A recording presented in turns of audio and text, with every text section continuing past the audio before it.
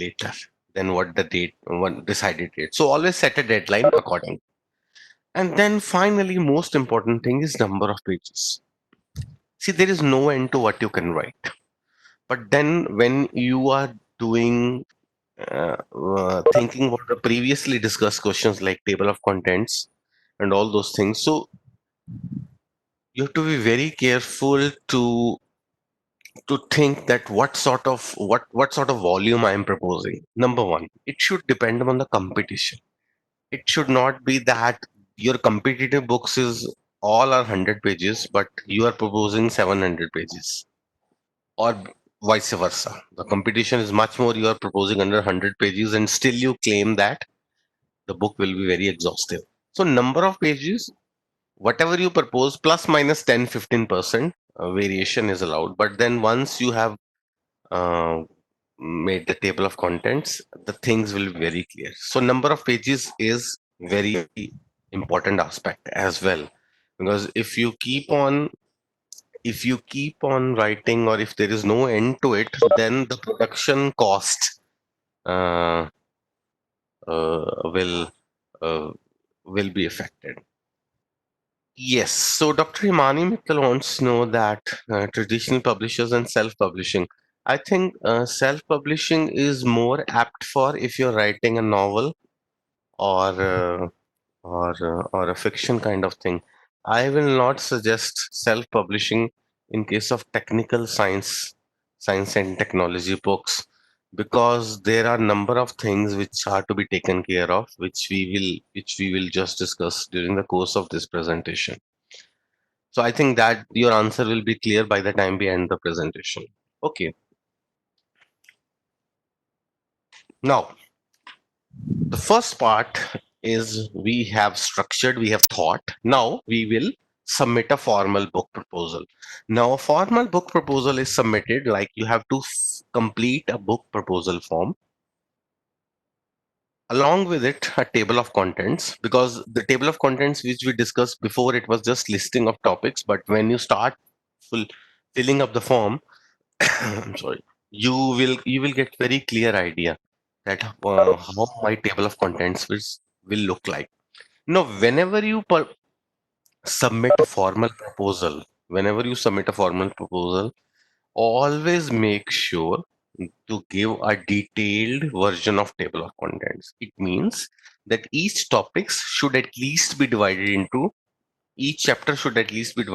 topics, because the reviewer needs to know the extent of your coverage. So, a book proposal form, completed book proposal form, table of contents, and brief profile of the authors. Now, if you are proposing a contributed book, do submit a tentative list of contributors. Uh, I will repeat, tentative list of contributors. Now, once you have submitted it, we send it out for reviews globally. Now, the next process is the proposal review process. So, how many reviews are really necessary?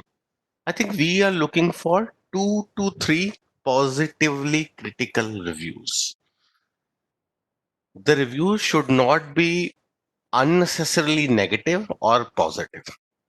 So, we try to avoid the bias, be it positive or negative, as much as possible, because I have seen reviews which have come like that. For example, a positively biased review is, this book is very nice, this will sell million copies, and I love this author and things like this. Or maybe a negative will be, I don't like this author, he doesn't know how to write and things like this. What we are looking for is that overall the message from the reviewer should be positive, but he or she should be giving some suggestions how to make the book proposal better. Of course, that's the only reason we are getting it peer reviewed. So 2 to 3 positive reviews. Next important question is, must I incorporate reviewer suggestion I don't agree with? So sometimes it happens that reviewers have different opinions. Most of the time it happens, and they suggest you few things. So there is no need to take stress. I think always, if this is your book proposal, you are thinking of the book, reviewers are just commenting on the book. So you need not, you're not binding, it's not binding on you, so as to accommodate all what reviewer says. For example, if there are three reviews and your book has six chapters, so first reviewer says remove first two chapters, second reviewer says remove third and fourth chapter, and fourth reviewer says remove fifth and sixth chapter, it means we'll not have any book. So stick to your point, give rebuttals, try to revise the table of contents in view of the reviewer suggestions, and then uh, if you don't agree with it, it's absolutely fine. It's absolutely fine. What kind of experience does the first time author need to write a book? Practically nothing. It all depends upon how good the reviews are. I have one word of, it's not a word of caution, I have suggestion. We will not expect a research scholar or a person who has just joined as assistant professor to write a textbook. Means this is just a generalization. He or she can write, but once, in particular in case of textbooks, that comes from more experience. You are teaching a course, and then you start thinking that okay, now I have taught this course for good 10, 15 years. Now I am in a good position. I know the lacuna, and now I will do. So this is generally what happens. Otherwise, there is no experience required. We have authors who are not even PhD, not published many papers, but they have a knack of writing books and they write books. So why do get proposals rejected? I think proposals get rejected for obvious reasons because uh, when the author is not ready to invest time while preparing a good comprehensive proposal. Just to add here, a proposal form, in a proposal form, what sort of information publishers like from you? So they look for information like a technical summary of your book, five salient features, what is the focus of your book, what is not the focus of your book, how is the competition of your book, and how your book is different from that competition, and then of course number of pages, who are the suggested reviews. So this is what, if you go to different publishers, the formats may be different, but essentially they are looking for this kind of information. And then, can a bad review hurt my chances of getting this books published? Yes. If the reviews are consistently bad and all the reviews are of opinion that it needs work, it needs exhaustive revision. So I think in that cases, the books do get rejected. So we have a rejection rate of about 20%. Means every year we get about 10, 15, 20 proposals which do get rejected.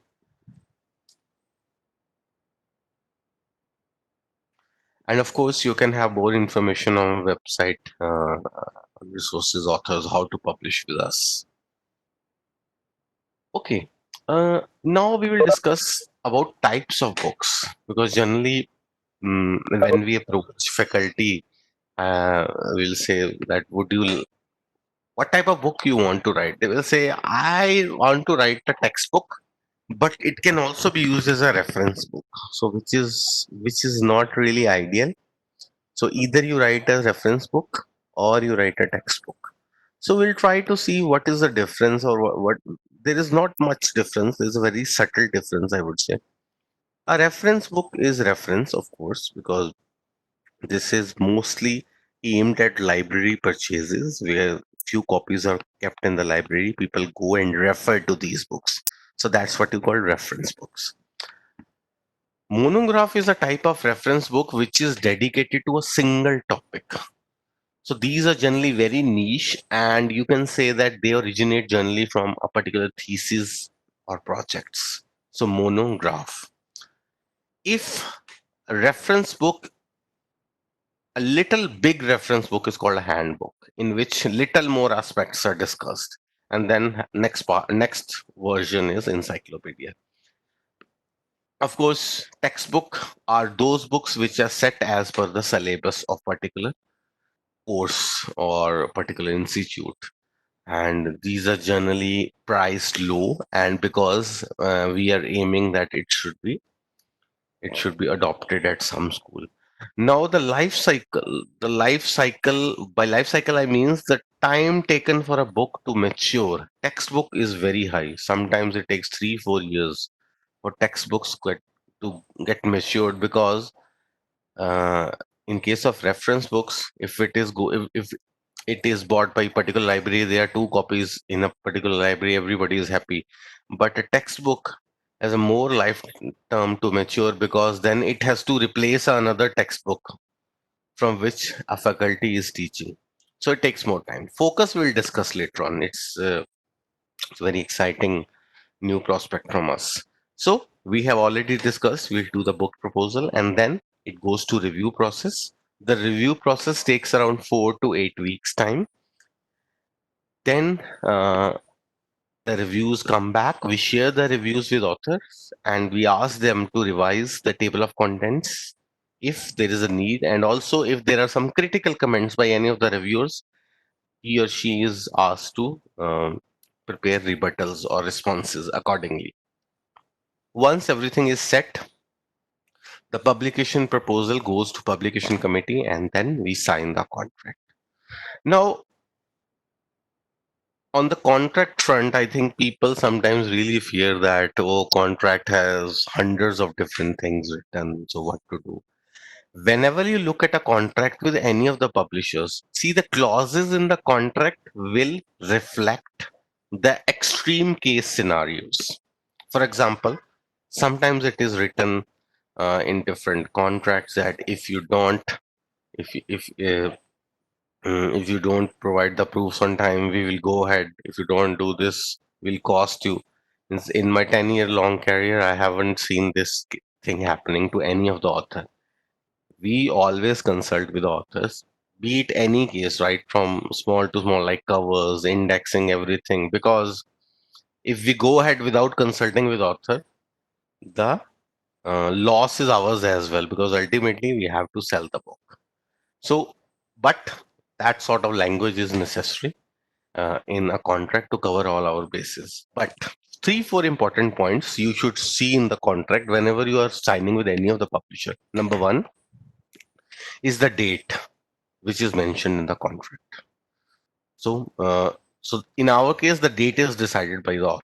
So it can be anywhere, but it can be any case in any of the publishers, but we let our authors decide. So once they see for the date, see for the number of pages, number of tentative figures, um, how many complimentary copies you will be getting, and what is the royalty.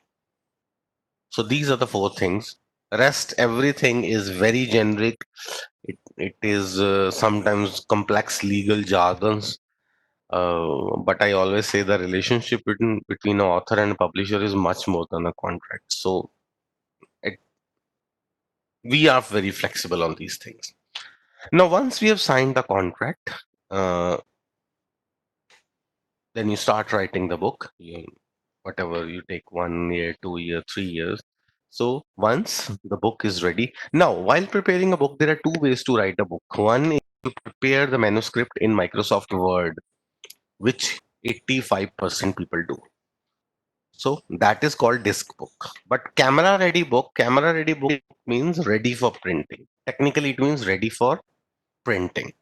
So camera ready means when you prepare your manuscript in LaTeX, so that means a camera ready book. If you prepare in a Word, it's called a disk book. Okay. The difference essentially between the two is that for the Microsoft Word submitted manuscript, we have to do typesetting. But for the camera ready LaTeX, we can do some minor changes and send it for printing. So the only difference is time of production. While the disk book takes around 4 to 5 months, camera ready is ready in 3 months time. So couple of months time difference in production is there. Now another big question is when you actually submit the manuscript, what you have to submit. So let's go with the masses. Let's assume that you are writing the manuscript in Microsoft Word. So what we require is my manuscript written in Microsoft Word and figures separately. Never embed figures in the text. Always submit it separately, like we do in journal papers. So if you do that, uh, it will actually help us because we provide full copy editing, we provide full typesetting and grammatical correction support at our. So you have to submit this thing, and then rest is fine. We'll do all the things at our end. And of course, marketing tactics are there, direct email, e-marketing. These are marketing jargons, and everybody is aware that because being a big publisher, we do attend a lot of conferences, we do a lot of e-marketing, we do a lot of social media promotions, things like this. So another important question here is that time taken to publish a book. Once you submit the manuscript, it takes 3 weeks to do a pre-production work. Pre-production work means that our one of our my colleague will check that what is missing. Any figure description is missing, any reference is missing, any figure is not out of quality. So things like this, we will check very exhaustively. Or sometimes figure numbering is off, things like this. So once this is done, then the book goes into production. So the day the book goes into production, it takes around 4 to 6 months to publish the book. So once the book comes out, it is printed in US and UK, circulated worldwide, and it is priced in pounds in India. Because in India we do employ a pound pricing policy, and of course it is circulated and sold worldwide.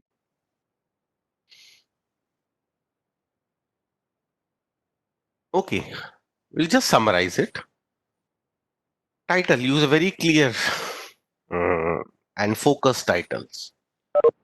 It should not be very vague. We'll discuss about the title when I show you few examples, but uh, of course, market need. Short summary of aims and scope of the book and why you think the book will make a distinctive contribution to your field. Audience: brief description of your target readership. Never say to any publisher that I want this book is audiences, all undergraduates will study, graduates will study, and research scholars will study. So I think we have to be very precise in defining the target readership. Of course, detailed table of contents, chapter descriptions. Nowadays, a new thing has happened that whenever you write a book, we always ask for abstract of each of the chapter. Now, this abstract does not appear in the book as such. It is actually added to the XML file of the ebook so as to aid the discoverability. It generates keywords and people are able to search your book in an effective manner. And then competition. Like I said, I'd give a brief analysis of some of the most closely related books to yours. How will your book add to this existing literature? So this question we need to ask ourselves that whether it will be just another book. I just want to publish it for the sake of it. So critical analysis, more the competition out there, the more critical analysis is required at your. Of course, again, length, number, types of illustrations, any digital features, and of course, intended completion date. Okay, now this is very brief. Of course, we can extend it as much as we can.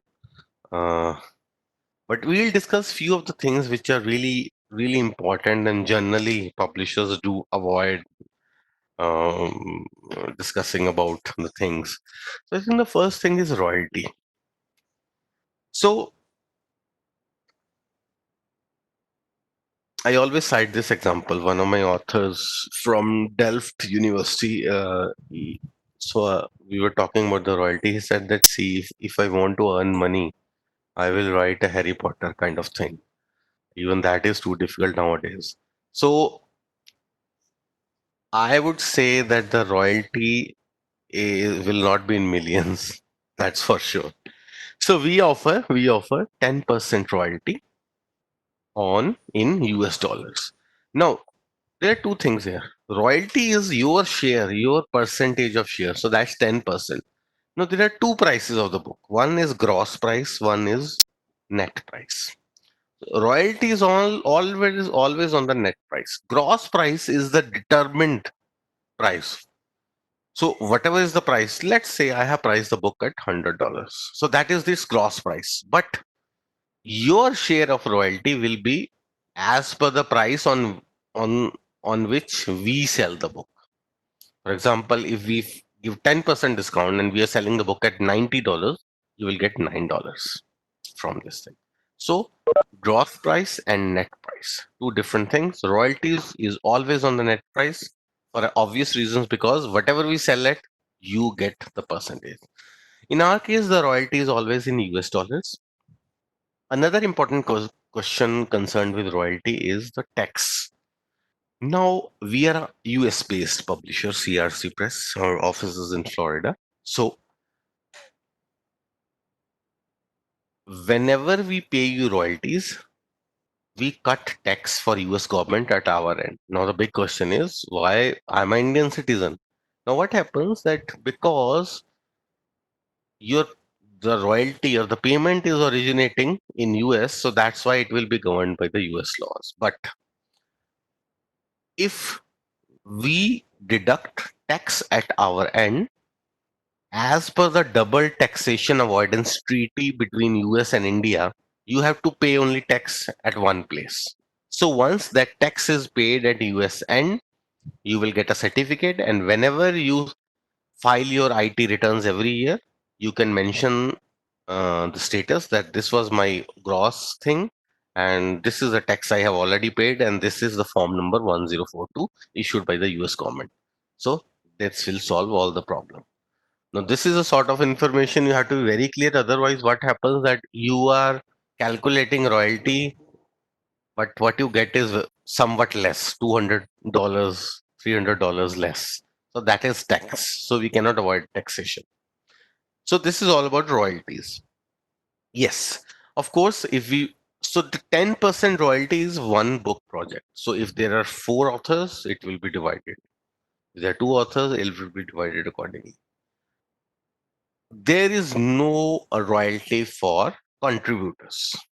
The royalty is only for uh, lead authors and lead editors, not for contributors. Next important point, which people really are somewhat afraid of discussing is copyright permissions. Now, whenever you write a book, or for that matter of fact, write a paper, you have to be very careful that what is the source of the figures you are using from the third party, whether they are uh, copyright holder or not, and how to take copyright permission. So the good way of writing this, good way of doing this copyright permission while writing a book is that as you write a chapter or as you write the book, make a list of what are the figures you're using from other sources, and try to get maximum possible details for that source. So once, if you do this exercise while you are writing a paper, writing a chapter side by side, then when you finish your book, you will have a complete chapter wise summary of what are the figures you have used from other sources and what is the exact details of that source. Then taking copyright permission is very, very easy. So you can always visit www.copyright.com. I'm writing it,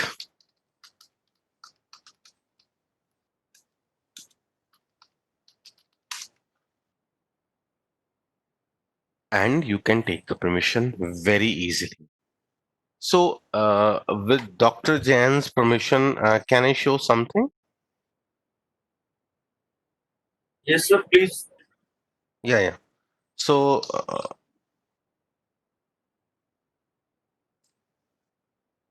just give me a second. So, I will give you, you can see my screen? No. So you need to share it again. The screen which you would Okay. like to share, then just Okay, I will. yes. I will. Just give me a second. Just give me a second.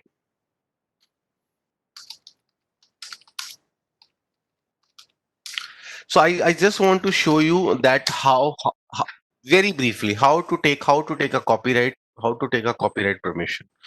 Just briefly. It is just a second.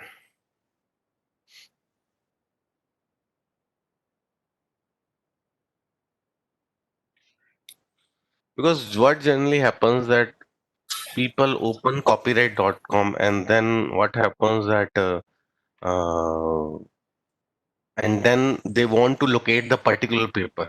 So we will go through some different technology, uh, different route that how to. Okay, I'm sharing my screen.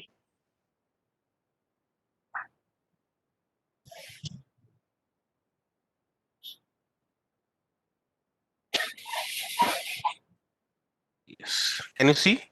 Yes, sir. It is coming.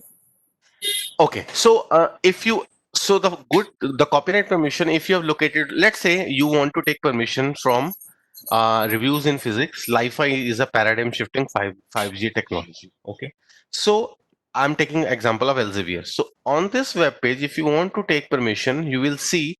Can you see get rights and content? Yeah. So if I click on get rights and contents, it will take me automatically to copyright.com. As you can see, this is copyright.com. So it will see now you can easily take permission. So these are the few things which you need to fill in and you can take. So what I wanted to show you was that always try to locate the paper on a particular publisher's website and then access the rights and permissions link from that very uh, that very website. So that will make it easier for you. Of course, for copyright permission, we can have a separate presentation because it's a big topic, but then I just wanted to give you a glimpse. So always keep this in mind that nothing, nothing on which is on website on any internet thing is free. Always you have to look yourself. As a author, you are responsible for taking the copyright permissions, but we do support our authors whenever they face some issue. So if you are taking permission from non-standard sources, then you have to be very sure that whether it is under copyright or not. One important information, patents are not copyrighted. So if you're taking something from patent, they are not copyrighted. But it doesn't mean you don't have to give reference. Always give reference. If you're not sure, if you're sure, always give reference.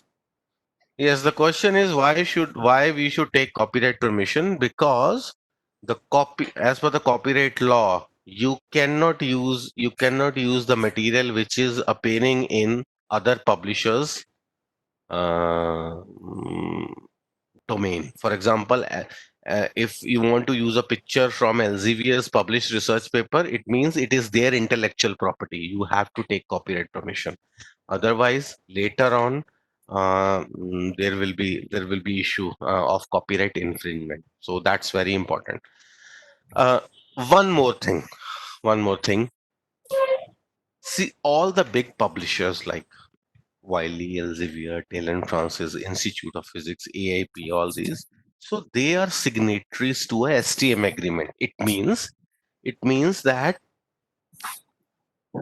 I will give you an example. It will make things more clear. You are writing a book for Taylor and Francis, okay, and you want to take few figures from a paper which is published by Springer. Okay, so from a single paper, from a single paper, you can take up to 3 figures permission free of cost. See, one paper from Springer, you want to use 3 figures, it will be free of cost for the whole. So this is a general rule, and the total from a particular publisher you cannot take maximum 30 permissions. That's all, not more than that. That's the fair usage policy. So 3 from a single paper, and 30 from total publisher. So if you take, if let's say, if you have chosen 10 papers from other publisher, 10 papers from other like from Springer, so you can at the maximum take 30 permissions from a particular publisher and three figures from a particular paper, free of cost. Otherwise, it will cost. So this is all about copyright permission and this thing. Very briefly, I'm touching on this. Complementary copies. We offer 10 complimentary copies, hard copies, and complimentary access to the ebook as well. And this is a very fair amount because if I will give you a very interesting example, once it happened that somebody asked me that I want 50 complimentary copies. So I asked, what is the reason for that? He said, I want to give it to the chief minister of this, chief minister of that. So I was very blunt in a way. I told him it's not allowed because we want to sell your book. If you keep giving on complimentary copies to all your friends and colleagues, nobody is going to buy. And then for a book to be successful, it must sell. So it must sell. So selling is the primary priority. So we have taken a very balanced approach in this and we offer 10 complimentary hard copies for a particular book project. So if there are four authors, there will be total 10 complimentary copies. It will not mean 40 complimentary copies. Next is, will you copy edit my manuscript? Yes, we will. We will do a very thorough copy editing, typesetting, and grammatical correction thing. Author grants, generally, some people say that we want grants, but these author grants are in advances against royalties. I will not. I generally ask my authors not to take this option because then that pleasure of getting the royalty is lost because you accumulate some royalty and then because you have already taken author grants or advances, it doesn't work out. But in some cases, it might be necessary to take author grants. So there is an option that exists. Plagiarism check. Very common question in book. What is the percentage of plagiarism check you percentage you allow? Similarity index. We do not use any software in case of books. I will tell you the reason when we discuss this in papers. So we rely on our experienced copy editors to check for any inconsistencies. And I think 99.99% of the cases we are able to see if there is certain inconsistencies in language or presentation or figures because they they're very careful about these things, but we'll discuss in the journal section. And of course we do special institutional printing. If some institution says that we have a big classes and we want to adopt your book, we want to take 400 copies, we can do a special printing on a special discount for them. And of course flyers, e-resources are very common. Now alt text is a new thing which I think everybody should know. Now alt text non-abbreviated form is alternative text. It means that if there is some a reader which is visually impaired and he wants to read the text, he can easily read the text through braille or through any other or audio you can say, but he or she is not able to understand what the figures, because in engineering, science and technology, text figures has a very great importance in getting the concept through. So we request all our authors to give a small description of the figures they are submitting. So whenever a person like this wants to read the book, he or she is able to see what the figure is all about. So we are requesting our authors now onwards to give a small description of the figures so that it can be added to the ebook file to assist these. So all text is a new thing. Index. Now index is a responsibility of the author or editor. Now the big question here is people ask that, or faculty ask that you can have a software generated index. We tried that for 1 year, but there were a lot of mistakes, lot of things which got missed. So I think author said that we want it to be under our control. So authors prepare an index.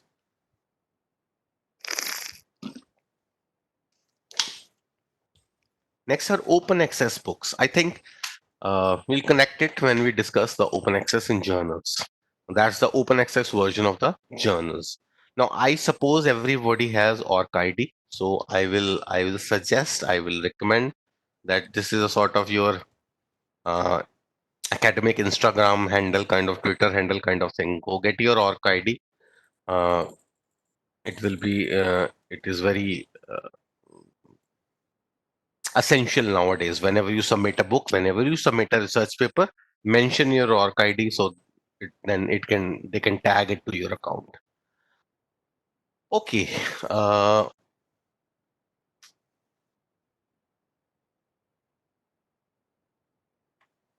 yes. So few things about the open access books. I think uh, the concept remains the same. All the publishing qualities, review process remains the same. The only difference is whenever the book is ready to go to printer, the authors generally pay the processing charges. So we do not expect the individual to pay it. It's an institutional thing most of the time. And if the institution is ready to pay it, then the book can be made open access. Now, the open access readability index is about 30-40% more than the normal book. Because it's open access, everybody can read it. But as we are a commercial publisher, so the cost is there. So that is applicable to the author processing or the book processing charges. Now, just to conclude it for your convenience, submit a proposal, internal editorial assessment, initial peer review, discuss reviews, editorial board meeting, signing a contract, write manuscript delivery, production, marketing, and then the book comes out. So this is the whole editorial process in a nutshell. Now, here are latest authors, titles by the authors based in India. So we work with a variety of authors from Gujarat to professionals and NIT Rourkela, IIT Chennai, Avijit Dubey, Concrete Mix Design is ACC Cement Professional, IIT Kanpur, Intelligent Control of Robotic Systems, and even we have one from Pakistan as well. Okay, so we discussed about the focus program. So now the focus is our publishing program in which we publish 80 to 100 page long books. Now, it is called focus because, as you can see on the left side of your screen, it can be a short overview of emerging area. It can be a detailed case study. It can be a sort of theoretical innovation analysis kind of thing. So this is especially good. This is especially good if you're proposing uh, if you're proposing a conversion from your PhD thesis to a book or a monograph, or you have recently run a professional project and you want to compile the results and get on with a book. So this is a kind of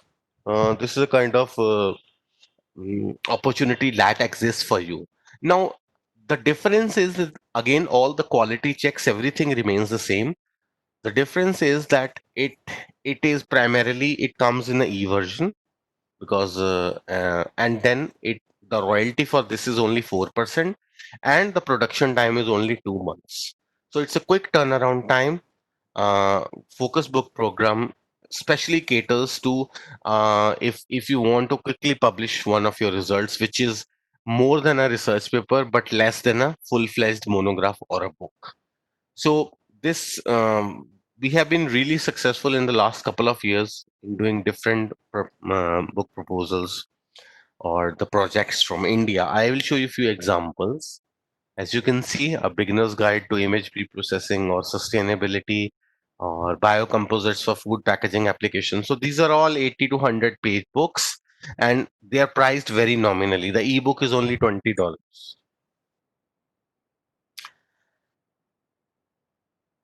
Apart from this, we do have society and institutional partnerships because here we do publish as we do publish with IIT, like you can see IIT Ropar is there, Indian Society of Remote Sensing, NPTL, PhD College, Coimbatore, Marwadi University, Consulting Engineers Association of India. So this is a channel to publish books, instruction material as a co-publishing. In this kind of arrangement, we in this kind of arrangement, the logo of the particular institution of society appears, and we encourage their members, we encourage their faculty to write books with us under that particular named series, and it really gives a lot of branding value to that very society.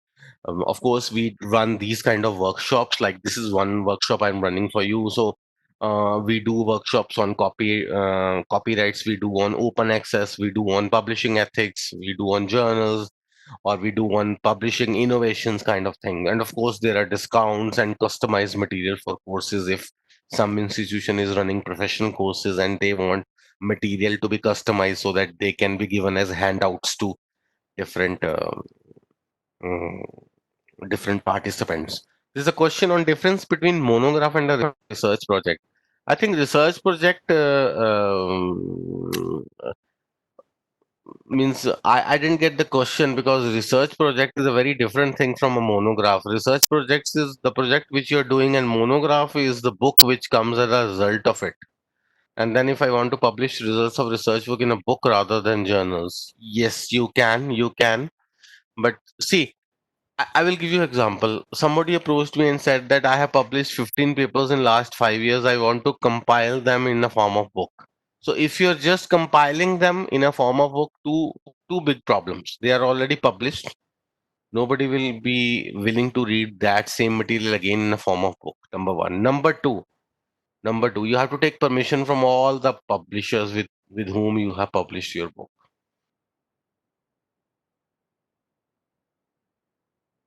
So these are our few, you can say, small booklets. As you can see, the second book, Navigating Your Success from PhD to Book. So tips for turning your PhD into a monograph, or academic blogging, network collaboration, or effectively using LinkedIn, uh, and navigating your success in social media. I think they are available from this link, routledge.com collections 12386. I will encourage everybody to go through this thing and try downloading and going through it.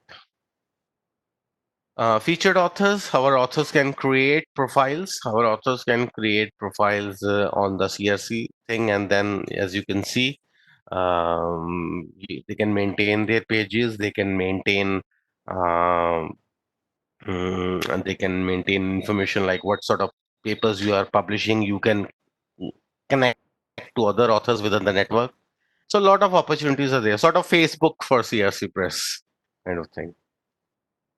Okay, that was all about books. I think we covered in fairly good amount of time, which is 1 hour. We will take questions at the end of the session. So we quickly move on to the journals. So again, questions to be asked. Are you publishing new methods or results, or are you reviewing or summarizing a particular area? And third is, does it advance knowledge and understanding of a particular area? So these are the three questions which you need to ask. Of course, generally, research research papers are published. Research papers are published much more than books.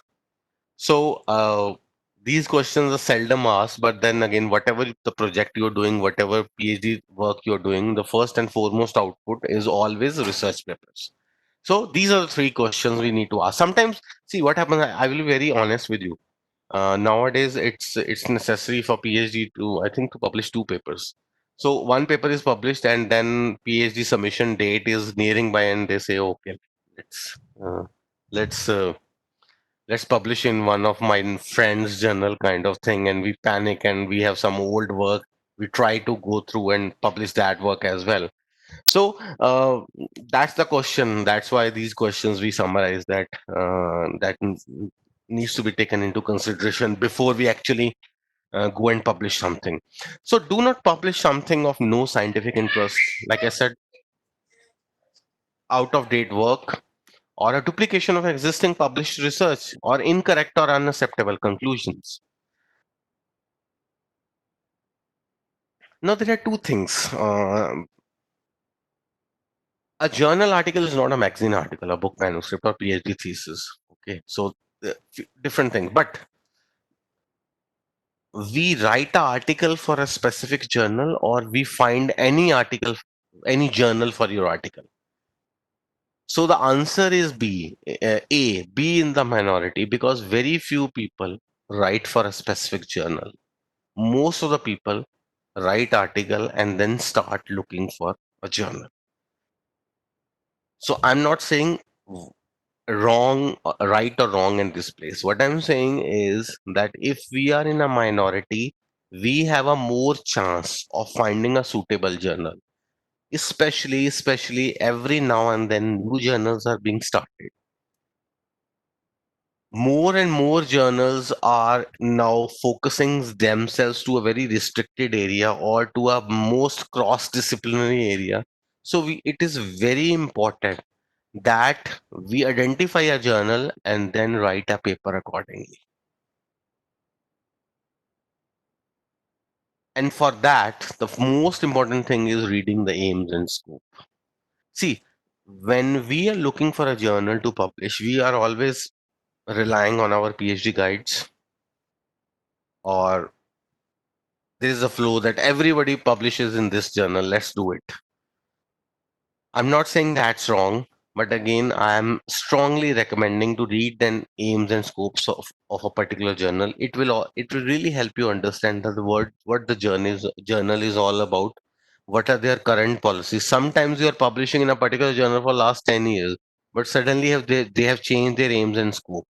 So you have to be very careful, even if you are resubmitting in one particular journal and publishing it again and again. And then tip number two is joining a conversation. Very simple tips. I'm sure most of you are already doing it. But visiting the university library, looking at the publisher and journal websites, just a random check. Just a random check that what sort of papers they are publishing, what is their publishing profile in the last 3 months, talking to your peers. And I think if you see the fourth important point, pick your type. You are a journalist or niche or international or region specific. Sometimes you're doing a work which is very, very localized. You're catering to a local audience. It maybe have strong relevance to India. Choose a journal accordingly. It is not necessary that every work will go into nature. So I will keep on repeating that there is no such thing as good or bad, but then there are a lot of options which are out there, and you have to see what suits you and then go for it. Again, choosing a journal, key considerations are age of the journal, history of the journal, affiliations, scope. What is their scope? Are what is the thing which you are submitting is out of their scope? What is their audience? What is their impact? And then look at the editorial board. Who are the members of the editorial board? Um, it is quite possible that you might be able to put people in the editorial board, and then it attracts you to the particular journal. Or sometimes it's otherwise. You see the editorial board, you know that people are not very good in that, although the journal's name is very good. So it makes no sense to publish your paper there. So all these things have to be taken care before taking a decision. Of course, peer review, rejection rate. Rejection rate is again very important factor, because if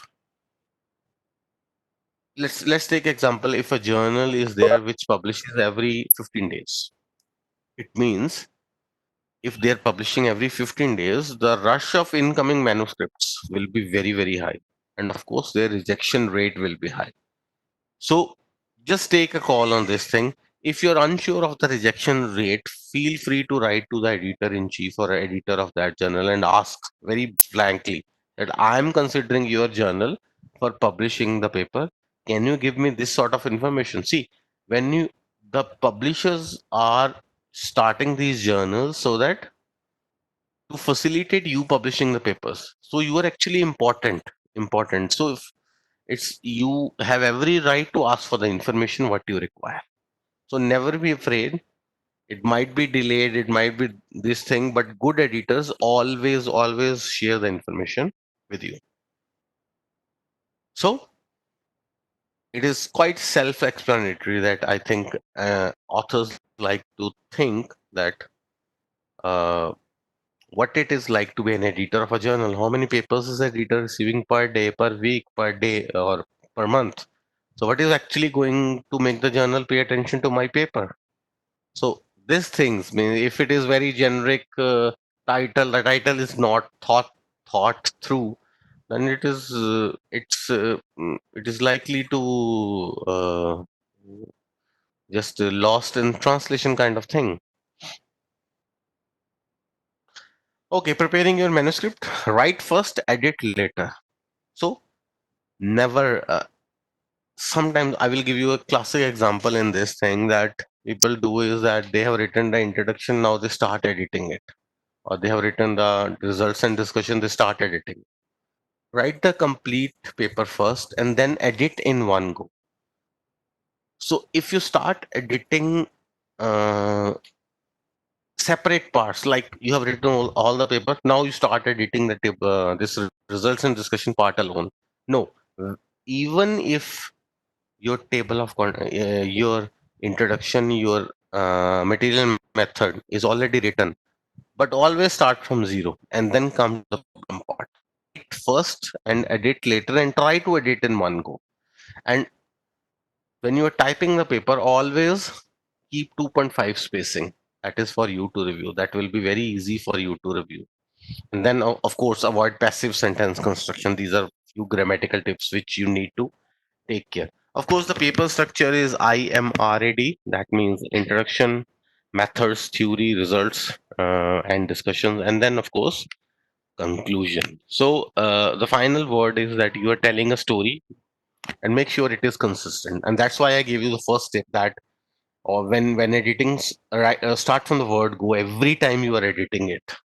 Um, so it will help you maintain the flow and consistency in the manuscript. What makes a good title? Now, simple. Keep it short and to the point. Don't try to cramp everything up in the title. People are going to see the title, but then if they are interested, they will read the abstract. So don't try to overly make the title very lengthy. And then again, avoid redundant or cliche words or phrases. Uh, and the third important point is highlight your findings and not your process. The process essentially may remain the same in the work you're doing. Of course, if you're working on NMR, for example, nuclear magnetic resonance spectroscopy, so the process is going to be same every time you run something on that very equipment, but the finding is what differentiates it from one paper to another. And then again, make sure it stands out in terms of clarity or creativity. Means you don't need to be overly creative, just putting forward the manuscript in very simple terms. And then again, specific keywords like we were discussing in the books part as well. Now, what happens generally that we write the abstract in much haste. Means we have written paper, we are all set, and suddenly we realize we have to write the abstract as well. In fact, abstract is the most important part of your research paper, because if somebody does not have access to the full paper, he or she will definitely have access to the abstract. So if the abstract is clear, the abstract is not attractive, it is not properly written, then it will fail to generate further interest and nobody is going to take pain.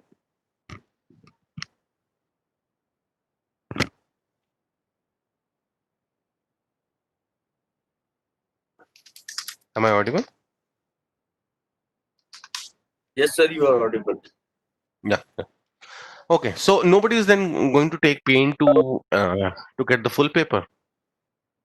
So um write apps, give yourself at least one day to write abstract. So, like I said, write the paper first. It is a reviewer map of the entire paper, and then, of course, we have to check the journal requirement that how the abstract should sound or how it should be constructed. But then all the things come under one roof. You should give enough time to write the abstract.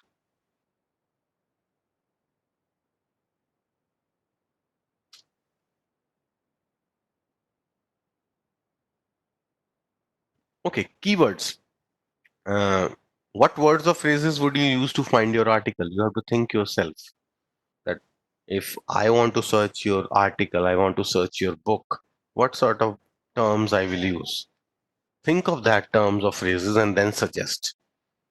Do choose some synonymous words that all not already included in the title, and never repeat the words which are already included in the title as keywords. Uh, and of course, you have to test your keywords before submitting.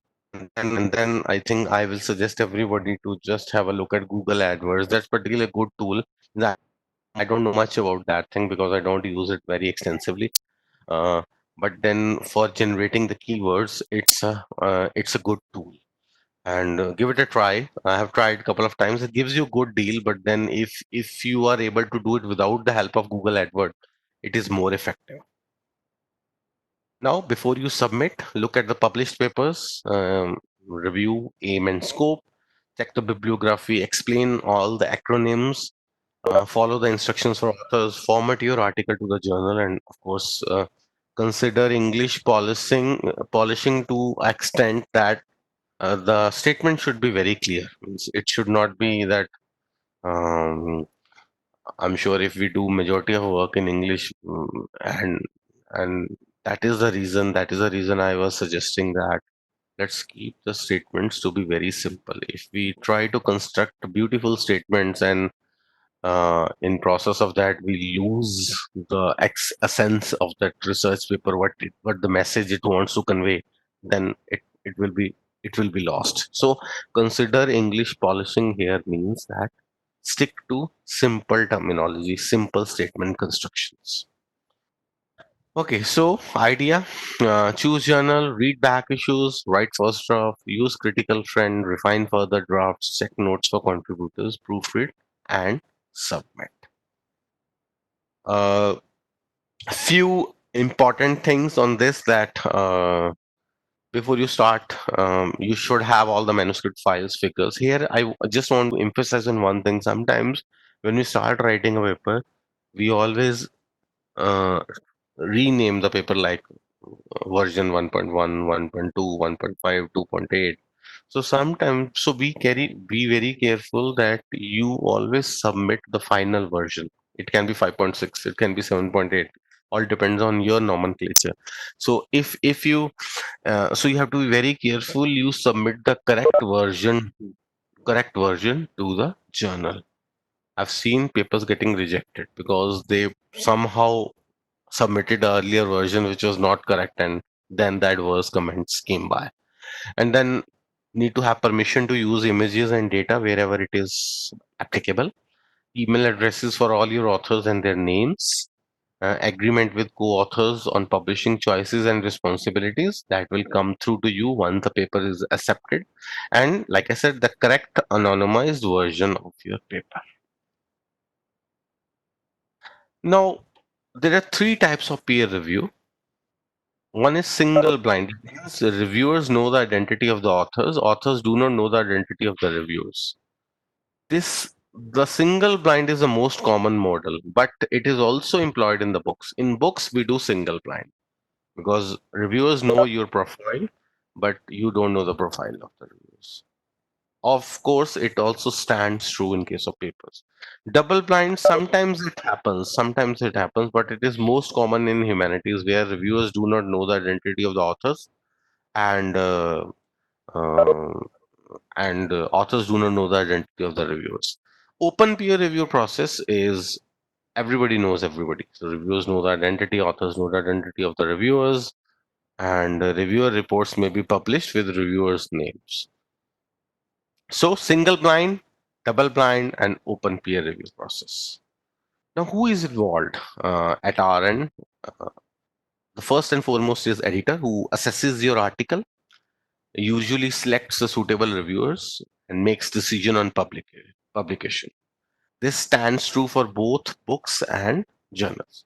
Then, of course, reviewers are there, and we have a journal staff who checks the format and journal requirements. They manage all the communications with you, and they manage all the production processes, and also, of course, maintaining journal systems and websites is nowadays very essential and is done by the journal staff.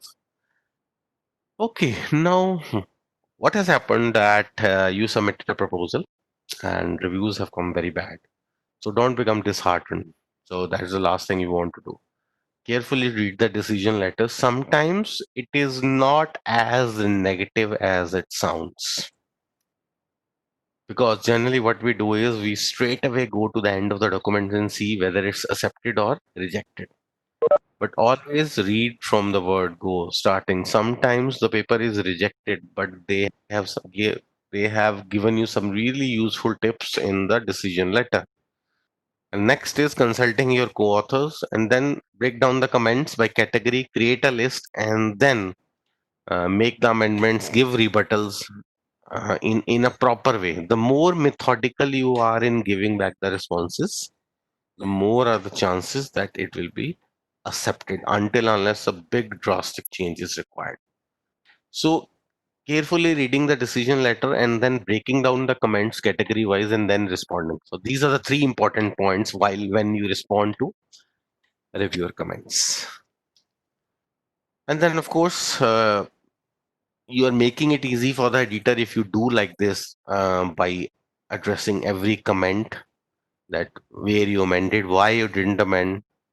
Uh, there is no point getting rude that, oh yeah, okay, I amended it, but because I I don't agree with you. So be specific, but again very respectful, and then review the response couple of times, three times to make sure it is clear and devoid of any frustration. So if you went out your frustration in answers to your reviewers, both in case of books and journals, it's not going to work, because then the communications will be long and the result and the the decision on your research paper or your book proposal will be delayed.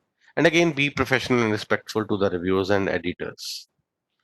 See, the reviewers or the publishers are sitting there to publish your papers. They're not there not to publish your papers. And nowadays, like I said, there are so many journals by so many societies. Everybody wants that their journal should run. They should get a good submission of papers. So they are sitting there to publish your paper. But then we have to follow certain rule or a protocol. So like I said, that let's say that your paper was rejected. So first and foremost thing, always thank the editor and reviewers for considering your paper. There is no point saying to them that you have rejected uh, my paper. I will now come for vengeance. So move on to the next journal on your list. Remember to treat it as entirely new submission, and then follow the process like we followed the first time around. So getting your paper rejected is not end of the world. So mm, keep repeating the process until you get it right.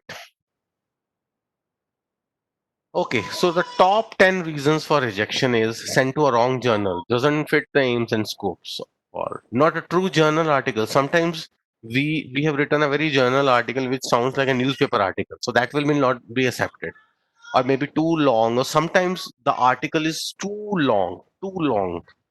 So every journal has some limit, like if you say that on an average a journal is publishing 4 or 5 articles which are 4 or 5 pages long, and suddenly you submit a 20-page long article, they are not going to publish it. Of course, poor style, grammar, no contribution to the subject, poor theoretical framework, on unethical or lacks objective. So these are the few things that I know you all know the obvious reasons, but we have just tried to summarize it under different heads so that you are able to understand that what can be the possible reasons for rejection. So what to do when your article is accepted? I think link this to your final article using its DOI, because before publishing a DOI is assigned to a paper, and always keep in contact with journals production editor. So it's not a problem. You don't have to keep on waiting. Oh, it will now publish in 2 months, 3 months. Whenever you have a query, feel free to write an email. A good journal will always respond. And then again, like I said, don't be afraid to ask questions if you are unsure about anything. Finally, simple but some effective promotion tools. Use your email signature to tell people. In your signature, you can put in a link to your new journal paper. Of course, on your department website, put a brief summary and link, post updates. Maybe you had some discussion, try to initiate some discussions about the papers, because nowadays what has become important is publishing a paper is one thing, but how to do self marketing kind of thing is another thing. If you involve your paper in certain discussions or some commenting sessions kind of thing, it will travel places. It will travel places. The more the discoverability of the paper, the more likely it is to be cited and be more successful. Okay, now I left this discussion when we were in the book section on similarity detection software. Now we use authenticate cross check, in which we submit that particular paper to a software. It checks against that database and it returns a list of, like I said, significantly similar matches. So now why this software is not good, ideal for books? Number one, because the book volume is very high. And in book, there is a more chance of referencing other work. I haven't seen a 300 page original book written. We take a lot of references from outside, and we take a lot of text from outside. Of course we are referencing it, of course we are taking copyright permissions, but uh, it relies heavily on manual interpretation. If somebody says to you, okay, the similarity index is 40%, 30%, it can be false positive, it can be false negative as well. So it relies heavily on manual interpretation. So that's why we do not do it for the books. So because a 400-page book will return a 800-page report, which is very difficult to read, and the percentage doesn't matter. Of course, in case of research papers, we have 8 to 10, we have 8 pages, 6 pages. So it's easier to go through and to interpret it later on. So never base your decision on the percentage alone. I know different institutions, they have done this, that similarity index should be that, it should be this percentage, that percentage, but that is inherently wrong. That is just for the convenience of the numbers. Nobody is going to report, because that's just a formality every institution is doing. Okay, so I will just go to the end of this presentation on open access. Now, open access means the access is open. It's still copyrighted. So it offers greater visibility. Of course, people are likely to see mm, the article which is open access more than its other counterparts. So as you can see that 30%, 32% more citations and over 6 times as many downloads for the common papers, for as compared to the common research paper. So I would say that this is not for individuals. We always ask, um, like in UK, we have Wellcome Trust who funds this, or some bigger institution who wants to increase the publication profile of their organization. So they do invest a lot of money in making the open access articles. But again, like I said, it offers greater visibility, more transparency, and it has more impact, because Naturally, because the access is open, it will be read by more people. It is at least expected to be read by more people. So if you can see, there are two models, gold open access models. One is full way. It means that journals that publish all content open access, means a journal is completely open access, which is funded by article publishing charge, sponsorship, or institutional agreement. Second is subscription funded journals, that offers the option of using open access. Now, uh, the full OA meant that it's a journal which is completely dedicated to OA, but hybrid is that when half of the articles, or I'm just giving you an example, 10 articles published, two articles can be OA, the rest can be under the normal model. So this is a difference between the full open access and the hybrid open access. Now, you must be seeing these licenses nowadays quite often. So these are the licenses which is called Creative Commons licenses. So, for example, if you want to use a open access or use an image in a research paper or a book which comes from an open access source, open access only means its access is open. All that only means access is open. It doesn't mean that you have the copyright, you have the right to use it. So for that, you have to see or read through the license. So if you can see, the second one, others must acknowledge you when they reuse your work. Third one, others can only reuse your work non-commercially. Now, if you are publishing a book, one thing more, if you are publishing a book, you are doing a commercial activity, because the book will be sold and you will be getting a royalty. So it's a commercial activity. So if this is NC, it means you cannot publish it in a book. You have to take a permission. So these are the licenses, and I think it's a fun exercise to do. You can It's easily available on Google search, and then you can go through and read the license. It's an interesting activity to do on a particular weekend. Okay, so making informed choices on open access. So we are a part of directory of open access journals and OSPA as well. So you are encouraged to go through it and see. Let me be very honest. People generally say we are not going to publish open access, it involves a lot of money, there is a need to know. There is a need to know because this is the future of publishing, because more and more governments are now saying that access should be more widespread. So that's why the models are there. Of course, we are a commercial publishers as other publishers. We have to see the production costs and hence the money. That's why the money is involved. So it's good to know that what is directory of open access journals or ospa.org, so that it's um, it's easy if you want to work in that model, if you get an opportunity to work in that model in future. Few things about publishing ethics. We'll just briefly discuss it because of time as well. But again, all these are very important. All the authors are named on the paper and the online submission form.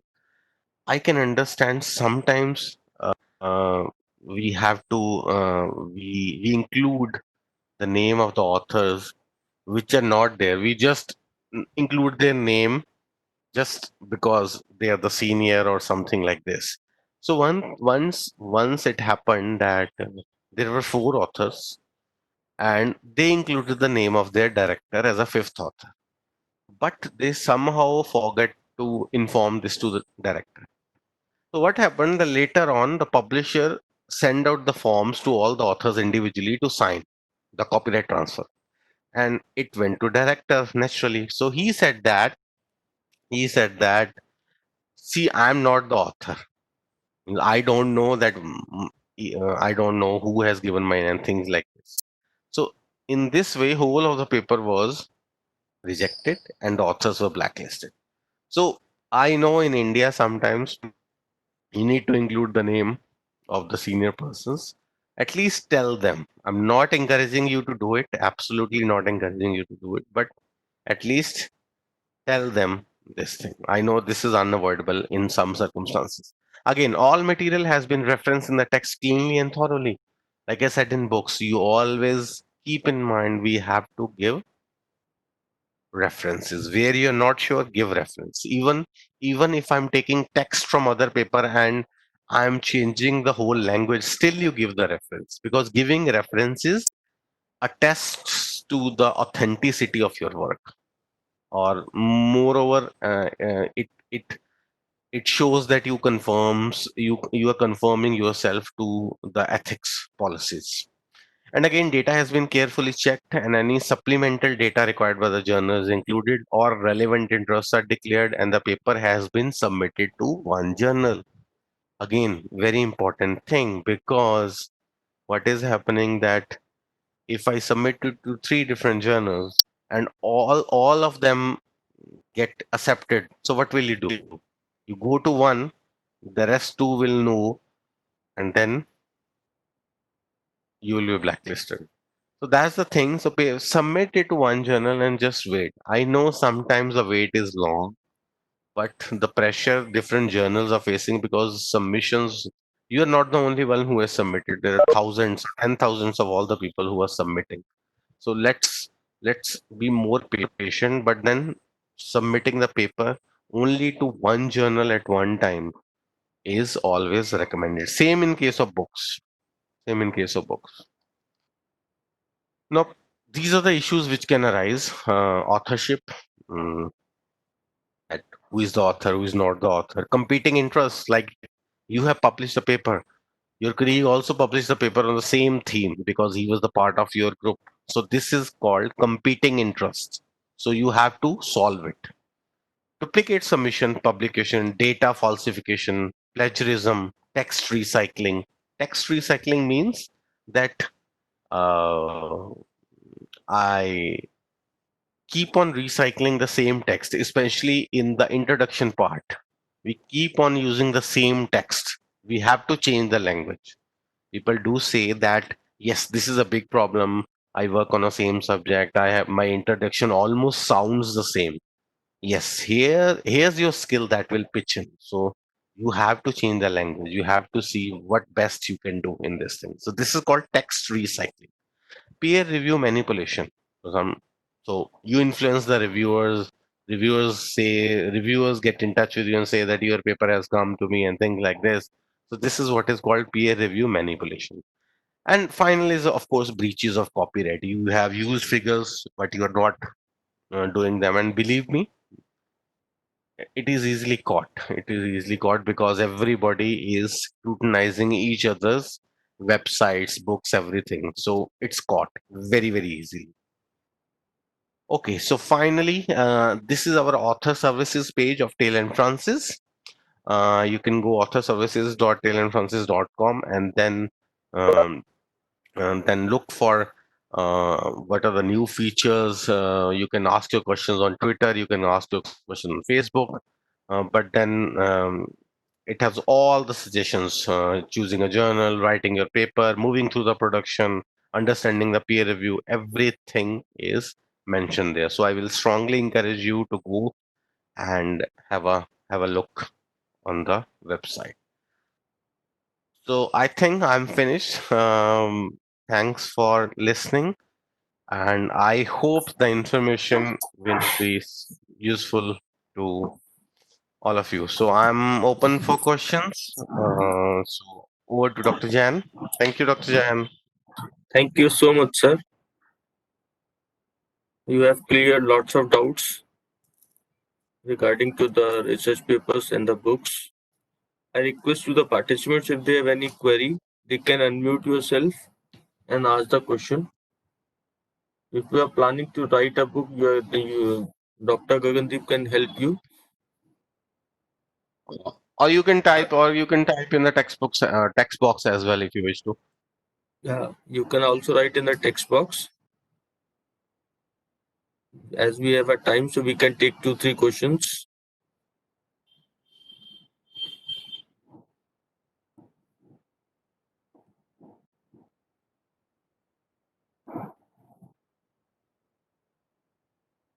Yes, I have a question which is written that I have submitted paper in IIT journal, then it rejected. Now I have submitted another journal. Second rejection because of first already saved in the IIT database.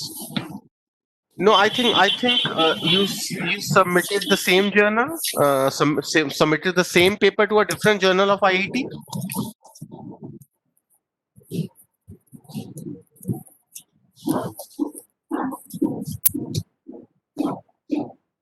Because if you are submitting the same paper, um, if you're submitting the same paper to a different journal of the same publishing house, of course it will be in the database and they will check, they will cross check. So you have to be, you have to be careful on this thing. Another is what are the requirements to apply for the journal to be UGC recognized? Yeah, I'm sorry, I don't know about this thing because UGC recognition is not my forte. I can connect you to a relevant person in our organization who can guide you towards the requirements which are required by our publishing house to start a journal. But UGC recognitions is really out of our purview. Mr. Mahesh is asking, journally a research has been hanging for months. Can we submit it to another journal? Yes, you can, but I think courtesy says that you can write a mail that we have been waiting. We have been waiting long. We have been waiting long for a decision to be made on our journal, and we want to retrieve our journal.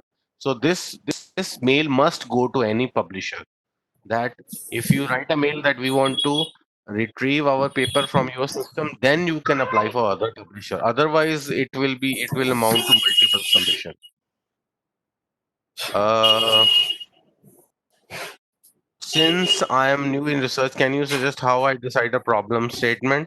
I think I think the best person to have discussion will be your research supervisor, who will be able to tell you how you can decide on a problem statement.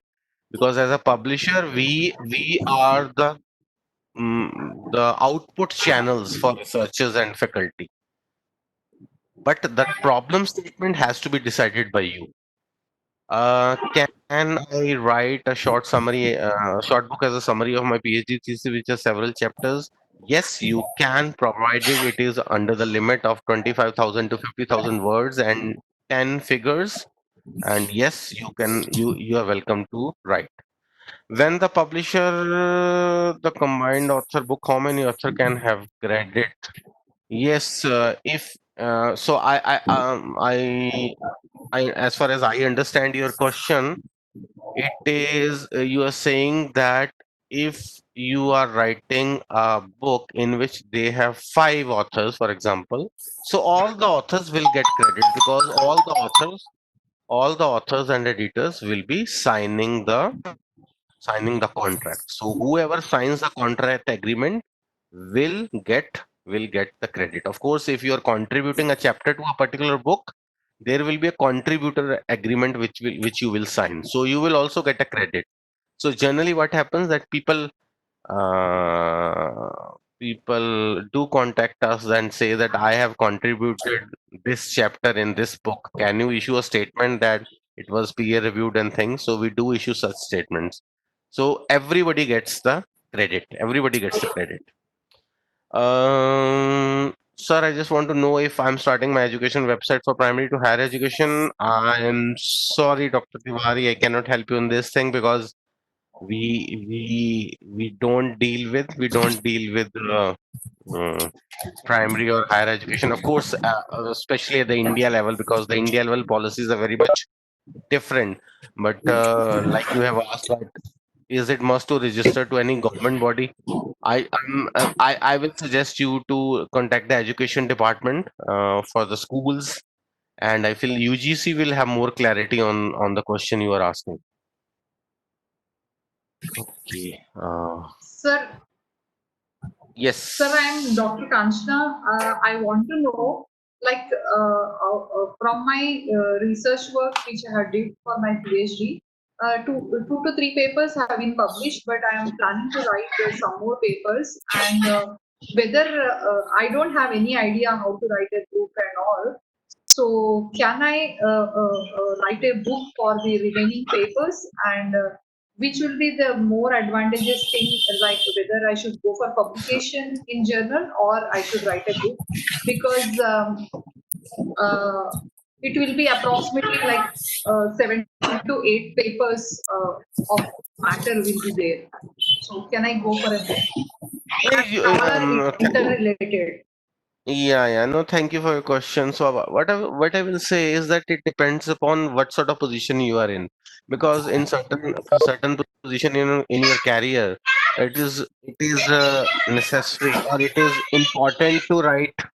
It is important to write papers rather than to write books. Of course,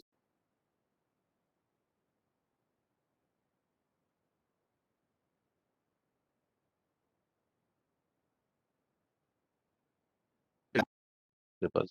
Of course, answering very precisely to your question that whether I can compile, yes, you can compile and write a short form book. In any case, ma'am, that um, you will need to revise and restructure your PhD thesis. So it's because the thesis is written for examination. So you have to reframe and restructure everything. So it's quite possible. Sir, sir, sir, like only whatever research work I have done, Yeah. only little I submitted for PhD, and still lot of work is there for publication to be done. Because of time constraint and all, I could not do it. Yeah, fine, fine. I think I then it's fine. Then it's fine. You are encouraged to you It is can apart from PhD thesis. I It I, is I can not understand. included. Okay, Huh. okay. Now I get the picture. Yes, yes. You can submit the research. You can submit this thing to as a book proposal. You are encouraged to do that. I understand your point now. I will get back to you, sir, if you. I have noted down author services at Taylor and Francis. Yeah, but I'm writing down my email ID for Yeah, everybody. please, please. Uh, Thank you. yes. Can conference papers be converted to publications? Yet, yes, that can be. I will tell you a very good example in this thing that so if you have organized a conference and now you want to convert that into a contributed book, so a badly written contributed book is just like conference proceedings because conference proceedings will not sell outside conference. So that is only for that conference only. So if you want to convert your conference papers into a publication, select few papers, ask the authors of that papers to rewrite them as per a particular theme of the book, and then as an editor your responsibility is to see whether the flow of the language is maintained or not. Otherwise, if this is not done and we just compile few papers and get it published, so it will be as good as a conference proceedings. And I'm sorry, conference proceedings do not sell outside the realm of conference. Yes, it can be done. Only technical related material is taken care by Taylor and Francis. Yes, we do science and technology books, we do management books, we do humanities books, literature books, history books. We do all sort of things except fiction and non-fiction. Sir, Yeah. hello. So this question is asked by me. I am Yogesh Pingle. Yes, Uh, sir. Sir, actually, I would like to know that let's say I know the German language, so I have cleared a J2 certification from External Bhavan, and I also know Mhm. how to create a softwares. So like the German companies, they want some software which is related to which should be seen in German language only. So actually, I Mhm. have a material, like how can we proceed further, like using German language, how can you go for the technical stuff like that? So like internet websites, building of internet websites, so like that technical related material, but not actually what you can say, What I No, can say. I understand. I Uh, understand your point. So the thing is, we only publish in English language. We only publish in English language. No, no, we will write in. I will write in only English only. But how to Hmm. go for it using German language like that? So is it possible that can I submit a proposal like Yeah, no, as far as I can understand, and you can submit a proposal in English language and we can go through that. We don't mind whether it originated in German language or French. So Okay. we at present, if you want to submit a proposal in English language, that's what we want. We have no problem if you are if the originating language is somewhat different. We are concerned that whatever currently you are doing, it should be in the English Yeah, language only. yeah. English, correct. I got it. Thank you, sir. Thank you. Yes, Sir, I can you have tell one me? more. Yes, yes, please go ahead. Please. Sorry, sorry to interrupt. Yeah, yeah, no issues. Sometimes we do research as per the requirements of the geographical location. So Hmm. I have done some of the translations into different languages. Then how Hmm. should I go for the publications? Like and Can you just explain the question a like bit? if suppose I have developed one questionnaire and that questionnaire as per the requirement of the I have done in the hospital, so for requirement of the patients I have translated to Hindi and Telugu language. And how should I go for the Mhm. publication of that, because script is becoming a problem for me. No, what sort of material? This material is what? What sort of material is this? For research Means I have used a questionnaire. I have translated to different languages like yeah. Telugu, Yes, Hindi, I Urdu. okay, I understand. So if you want to use this sort of data, you have to Hmm. translate it back. How I should So publish it, like sir? no, data sets as such is not publishable. Ah, okay, So it has to be a part of a certain book or a certain title or certain project. So okay. let's say if you propose a book, I'm just making Ah, this up. If you just ah, propose a book, and then these data sets can be used as ancillaries, means you can say this is a supporting material to that book. And then actually, you can. yes. Mhm. Yeah. Yeah. Got it, got it. So basic model I have to use in that whatever I used as a supplementary material, I should keep as a part of it. That's what you said, right? Yes. That's what I'm saying. Because what happens nowadays, people do submit a lot of supplementary material like animations, like MATLAB codes, Simulang codes, things like this. So Huh. you can use. Thank you very much. Thank you. Thank you. I have written a textbook on algorithm using my teaching. The chances, Dr. Mittal, depends upon how well you submit the proposal. So if you can write to my email and I will connect you to our senior editor in computer sciences in India. So she will be able to take you through the process. So like I said, you will be required to submit a proposal, table of contents, and your brief profile, and that will be peer reviewed, and then accordingly a decision will be taken. So if the book is good and you feel that it is apt for a global audience, then you should go for it. So just drop in an email to me and I will connect you to the relevant editor. Thank you. Sir, one more question. Can I get Yeah, help yeah. like how to compile and write? I'm sorry because time is there. I'm asking with Vishal sir permission. I'm Yes, asking ma'am. many questions. So if I want to write a book, sir, with all those materials, can I get some idea and See, information how I should uh, go the- about like as per the requirements? Otherwise, we will do all the yeah, work means and later that again I. we have to do the uh, thing. That should not be the No, case. no, that's what we discussed today. That if you are comfortable and if you are confident enough, I think you should submit a book proposal and then see what sort of reviews come. I think that's the first step.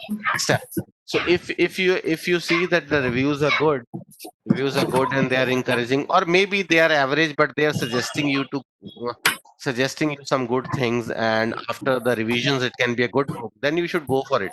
So always go approach a publisher when you are just thinking of the idea. If you complete the whole book and then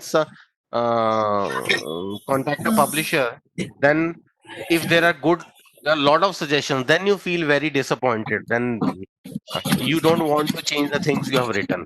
So Yes. at the conceptual stage, submit a proposal and see how the responses are there. So if the responses are encouraging, you go ahead. Otherwise, you don't go ahead.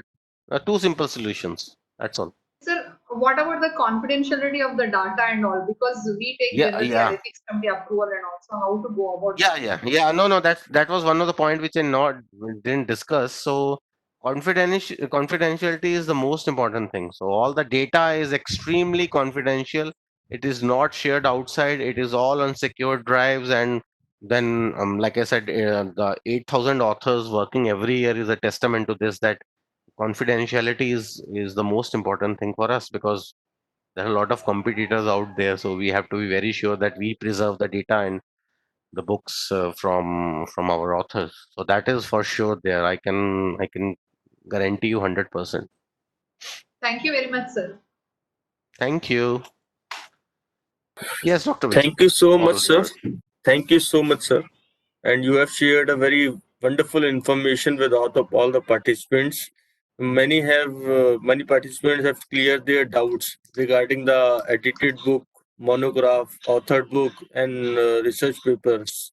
So might be they will contact you for their future projects, and you have already shared your email ID. And on the behalf of all the participants and all the faculty members and from BVI camp, please accept this certificate of appreciation. Thank you. How And do can you just email me or WhatsApp me, or how do I yeah, save it? I will do. I did last time also. Might be you have Yeah, yeah, received it. I know. Yeah, I will I do. have I will received do. it. Yes, yes, I got it. Yes, Yes, yes. I Thank will you. send you. I will send you. That is a small certificate of appreciation from Thank camp. you. Thank you so much. And it was a great pleasure always to receive Thank you. you Thank you at so much. BVI camp, And I wish you, yeah. and Thank you. hope Thank we you will so meet much. And soon. also, I have Yes, sure, sure, sure. And I have just left my email ID, can because I would also love to have some feedback. If you feel so that it is worth giving feedback, just reply at my email and then yes, I will do. we can Yeah, connect. Okay. yes, I will Okay. do. Thank you. Thank you Okay, so much. one last question. Yeah, I think, how do you select reviewers? Yes, we select reviewers. See, we don't have a reviewer panel. For every proposal we select or look for fresh reviewers. We select reviewers from our own sources, like our tools in which, like Pivot, Google, or Google Scholar, which really fit your profile. So we don't have a set panel of reviewers like we do mm, in journal papers. We have a panelist of reviewers, but in books we always like to look for fresh reviewers from all over the world. Thank you so much, Dr. Mittal.